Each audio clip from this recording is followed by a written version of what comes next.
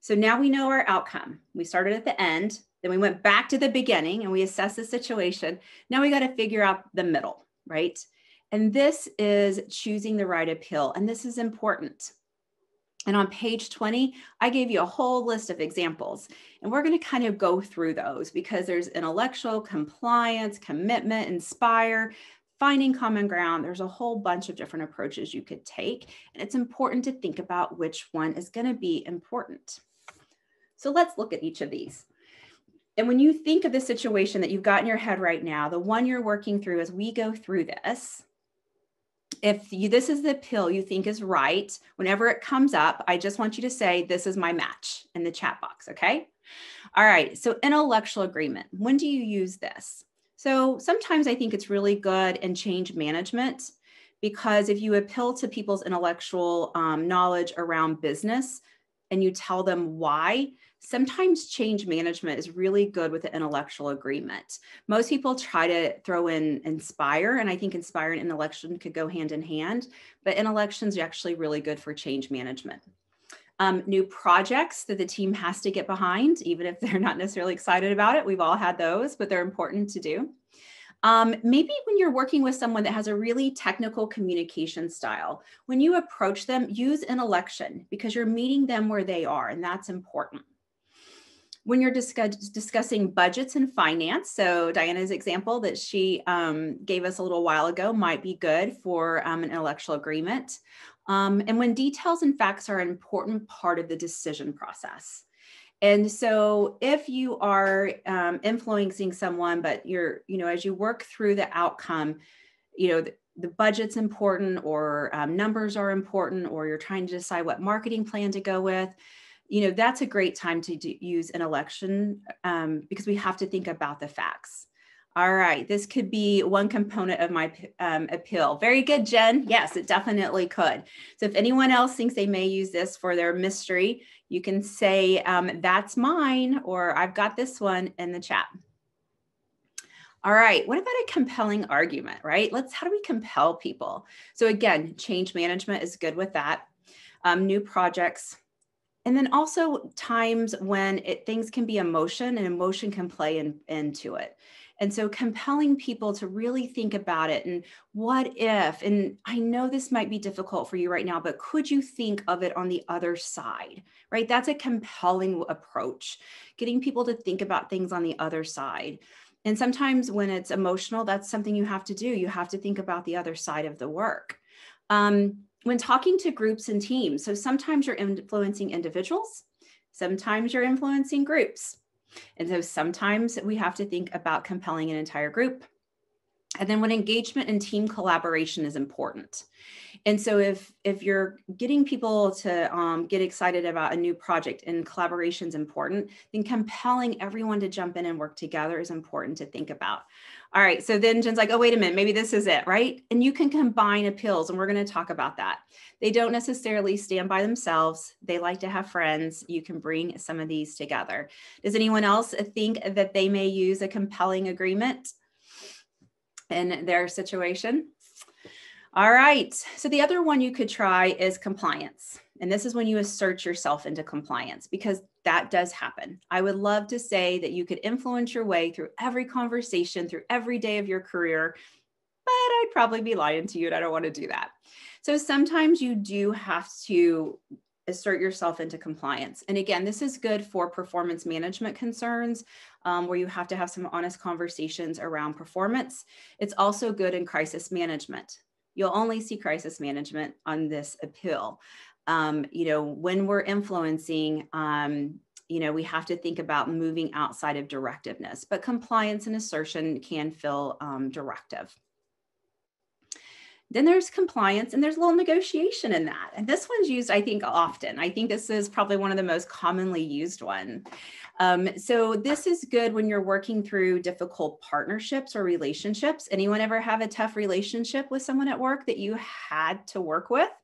Ever happened to anyone out there? Put a yes if that's happened. Oh, Jessica said, this is yours. Okay, so this is Jessica's.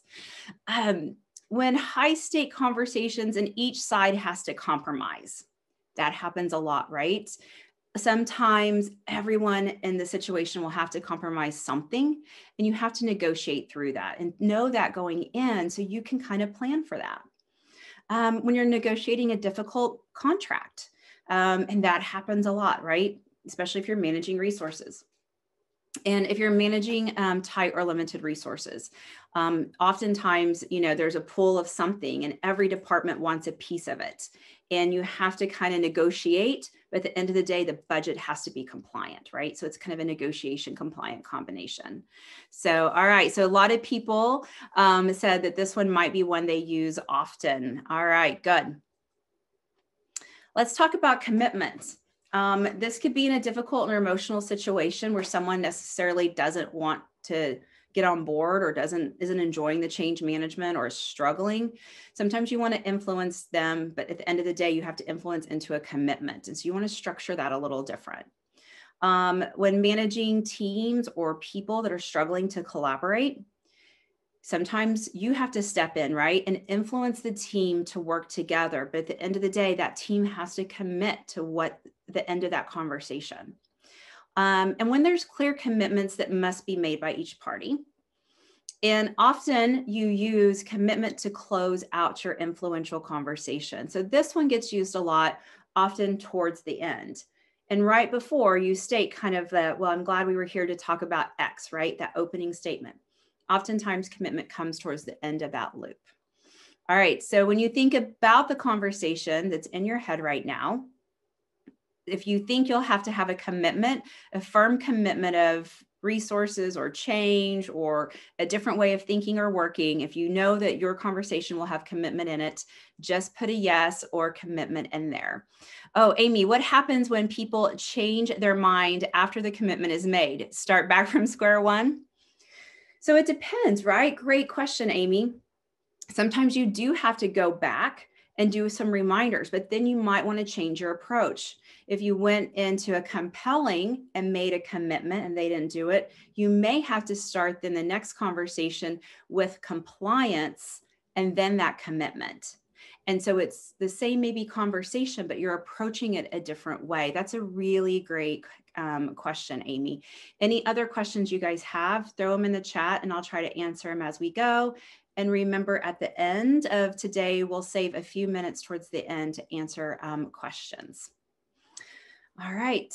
And then there's the inspire. And gosh, wouldn't it be great if all we ever did was inspire and everyone just did what they wanted to and there was rainbows and butterflies all around the workplace? Wouldn't that be fantastic? I don't know if it'd be called work. But oftentimes we do have to inspire, especially if you are at the VP executive. If you're on this call and you're at a high executive level, you know that inspiring the company's message and mission is incredibly important. So that everyone knows what direction they're going in and they know why. And this is really important. Brooke, inspire is my jam. Right, good. And Jen will definitely be your primary. I love, Jen, that you just keep changing because you're just like, I'm going to do them all. And I know you well enough to know that you'll figure out how to do them all. It's fantastic. So when you aspire, you're looking to communicate new vision or goals. Again, change management. When you're in change management, and let's face it, 2021 is basically change management. You're going to use a combination of a lot of these depending on the situation. When everyone will win from the outcome. And there are times that everyone will win from the outcome. And so you're influencing people, but you're inspiring them because the win is so good. And when you're talking with groups and teams, inspire sometimes works really well. You could inspire the group and then have influential conversations in pods or as individuals and really think about how to structure that, all those conversations together. That could be really powerful instead of just kind of haphazardly taken after them. Like really think about your entire structure of your conversations. And when you need buy-in from key stakeholders or really for long-term initiatives. I don't think we think about long-term initiatives enough around influence. If there's a project that's going to be 2, 3, 4, 5 years in the making, or it's really going to be a lot of lifting from change management, those long-term initiatives, you've got to inspire people, right? They have to be inspired to get on the road with you. And then once they're on the road, you'll have different types of conversations. All right. Does anyone want to have some inspiring conversations with your team and influence through aspiration? If you were part of Leading Edge 2020, we did an aspiration exercise, which I love, made me think of that.